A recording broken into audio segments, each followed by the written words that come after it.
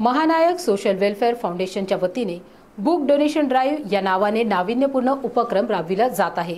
जुने किंवा नवीन पुस्तक, एक किंवा अनेक, आपल्या स्वइच्छेप्रमाणे दान करून ज्या महामानवाने आपल्या विद्वत्तेच्या जोरावर परिवर्तन घडवून आणले, त्या महामानवाच्या मार्गावर आपण सुद्धा गेले पाहिजे या उच्च विचारातून हा उपक्रम डॉक्टर बाबासाहेब आंबेडकर यांच्या जयंतीनिमित्त राबविण्यात येत आहे। हे सर्व पुस्तके जमा झाल्यानंतर यातून वाचनालय निर्माण करण्याचा निर्धार आहे।